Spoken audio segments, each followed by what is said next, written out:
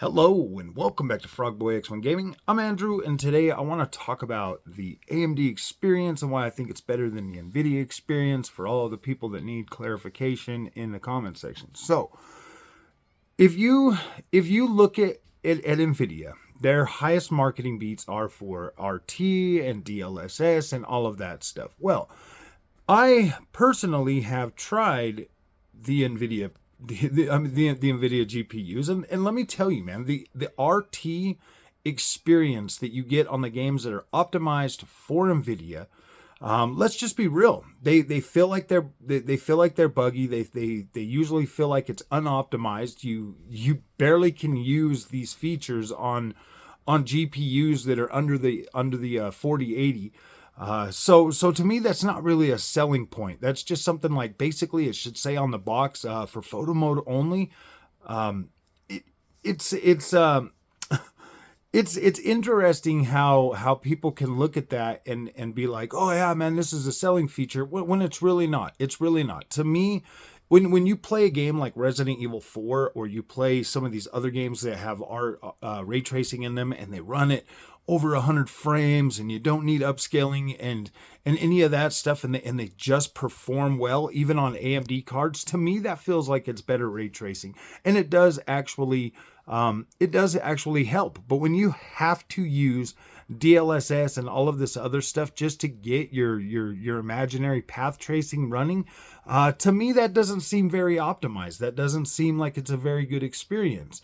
So if we move over to the Nvidia control panel, which is confusing and has a lot of people probably sitting on the internet watching tons and tons of videos just to figure out what these settings do, whereas opposed to AMD with the Adrenaline software, you can hit Alt-R, you can pull it up, you can make these changes while you're in the game and then see results right there on the spot that make the experience better.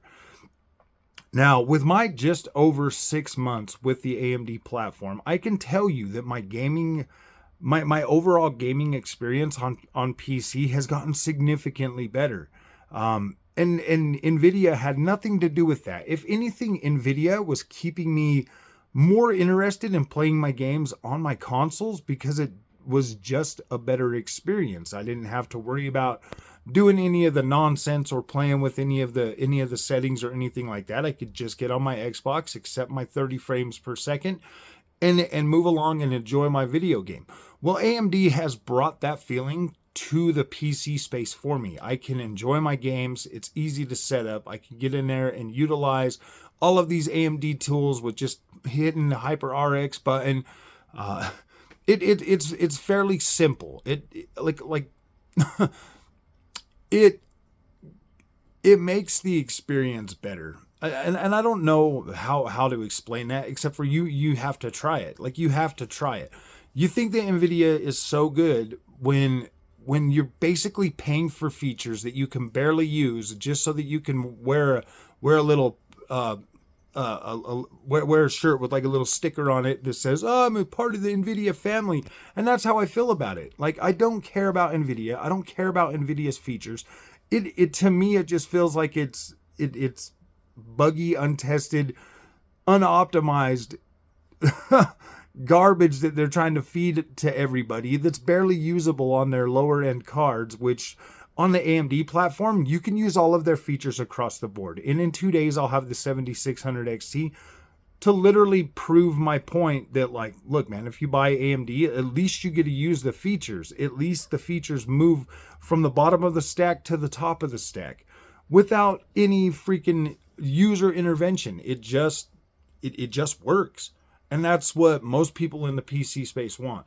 I've listened to so many videos and shills for Nvidia telling you that, like, yeah, man, DLSS is better. And then I buy the card. I buy a 4000 series card, a 4070, and guess what? Man, it's the same issues that I was having on the 38. The same stuff that I was having on the 3080. It just doesn't work as well as a lot of people would like you to try to believe. My games are smoother now on AMD.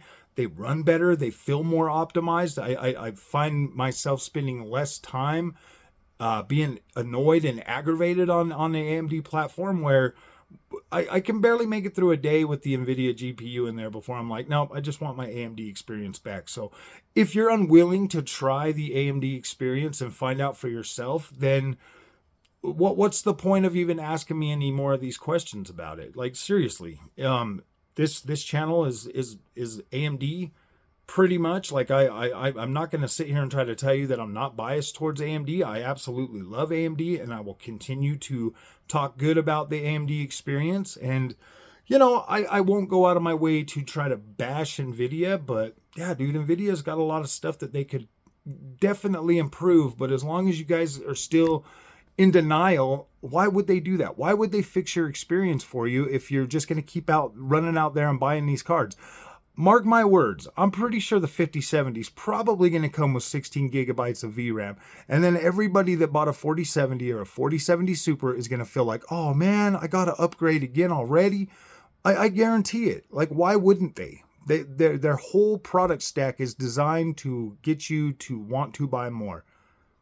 And with AMD, like everything I've tested on my 7800 XT, it's like a natural progression up to the 7900 XT, and it feels good. Like, I don't feel like I'm at a super disadvantage when I use AMD products. Like it just works across the board. Anything that works on my 7900 XT works on my 7800 XT. So yeah, even the ray tracing works just fine on the 7800 XT on the games that are actually optimized for ray tracing, that don't have all the Nvidia special destroy your performance tech in them. So, all right, my friends, we'll see you guys in the next one. Thanks for watching.